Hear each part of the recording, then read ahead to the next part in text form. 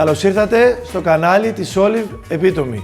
Σήμερα έχουμε μια πολύ ωραία συνταγή. Έχουμε κανελόνια γεμιστά με κιμά και μια ωραία μπεσαμέλ. Θα τη συνοδεύσουμε με ένα ελαιόλαδο από την περιοχή του Αγρινίου. Η ποικιλία είναι χονδροελιά. Είναι η πόλη η οποία έχω γεννηθεί και την αγαπώ πάρα πολύ. Η οικογένεια η οποία παράγει το ελαιόλαδο είναι η οικογένεια Σιγκούνα. Πάμε να δούμε το ελαιόλαδό μας. Αλσέα, χονδροελιά Αγρινίου, πολύ ωραίο και όμορφο και το μπουκάλι του. Λοιπόν, πάμε να ξεκινήσουμε τη συνταγή μας. Θέλουμε κιμά ή ένα κομμάτι κρέας, το οποίο θέλουμε να είναι μικρά κομμάτια κομμένο μέσα στη συνταγή, γιατί θέλουμε να γεμίσουμε τα κανελόνια. Έχουμε κόψει το κρέας μας και τώρα πάμε να το σοτάρουμε σε δυνατή φωτιά. Ωραία, θα χρησιμοποιήσουμε το ίδιο ελαιόλαδο της συνταγής, καταπληκτική μυρωδιά, και θα ρίξουμε το κρέας σε μια κατσαρόλα ή στο τηγάνι. Ψιλοκόβουμε κρεμμύδι.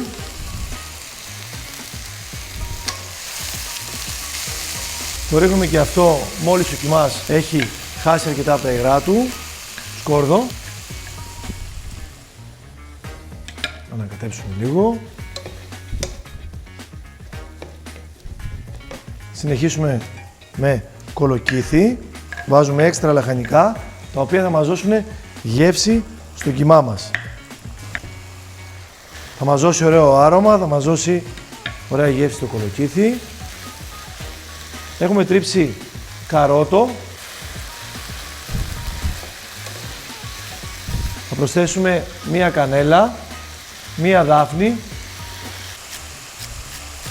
λίγο ψιλοκομμένο σέλερι. Όσο πιο δυνατά σοτάρετε το κρέας σας μέσα στο ελαιόλαδο, τόσο πιο έντονη θα γίνει η γεύση του. Θα γίνει ωραίο καραμέλωμα στο κρέας και θα έχετε το ωραιότερο αποτέλεσμα. Θα προσθέσουμε λίγο πελτέ. Θέλουμε ο πελτές να καεί αρκετά. Ήρθε η ώρα νομίζω για να βάλουμε κρασί. Μπόλικο κρασί, μην το λυπάστε, κάνει ωραία γεύση. Είναι η στιγμή που θα ρίξουμε και την ντομάτα μας. Έχουμε ωραίες φρέσκες ντομάτες, πάρα πολύ νόστιμες, τις οποίες έχουμε τρίψει. Θα βάλω εδώ δύο ωραίες κουταλιές. Από αυτές θα κάνουμε και τη σάλτσα ντομάτας. Λίγο αλάτι, πιπέρι,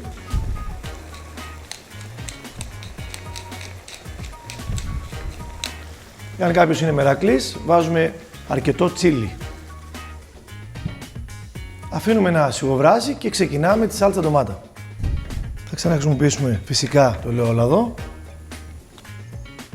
Υπέροχα αρώματα εσπεριδοειδών. Πολύ ωραία σε όλη την κουζίνα.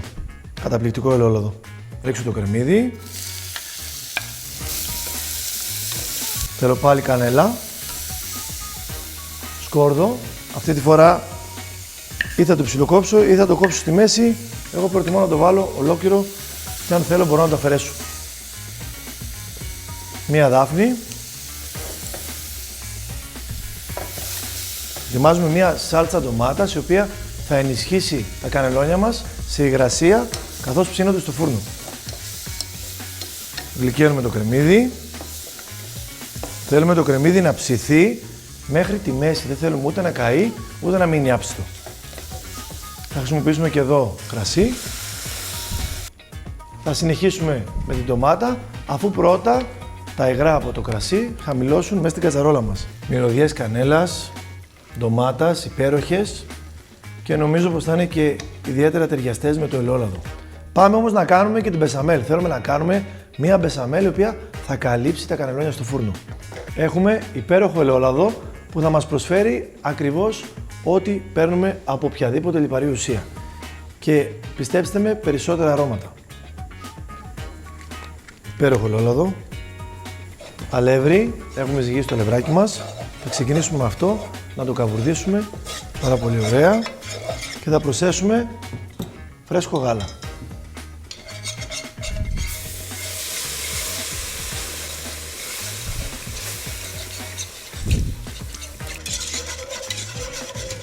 Ωραία.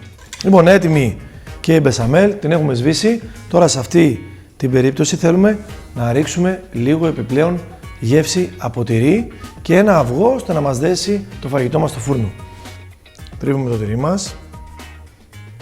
Θέλουμε να λιώσει μέσα στο φαγητό. Πιπέρι φρέσκο. Αλάτι. Και ένα αυγό. Ανακατεύουμε. Πολύ γρήγορα τώρα. Και έχουμε μια πολύ ωραία κρέμα. Έτοιμοι λοιπόν, θα χρειαστούμε ένα μικρό ωραίο ταψί για να τοποθετήσουμε τα κανελόνια. Στην αρχή θα βάλουμε λίγο σάλτσα ντομάτας. Θα γεμίσουμε με το κρέας τα κανελόνια. Και τοποθετούμε μέσα στο ταψάκι ένα-ένα κοντά με το άλλο. Και είμαστε έτοιμοι για την μπεσαμέλ. Την θέλουμε λίγο πιο αραιή, δεν θέλουμε να είναι σφιχτή, διότι θα ψηθεί και στο φούρνο. Συνεχίζουμε με τυρί. Είμαστε έτοιμοι για το φούρνο. Θέλουμε μόνο 25 λεπτά στους 200 βαθμούς. Είναι έτοιμο το φαγητό, πάμε να δούμε.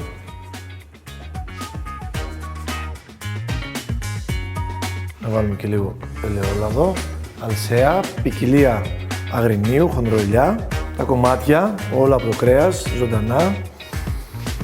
Μυρίζει υπέροχα. Καλή σας όρεξη.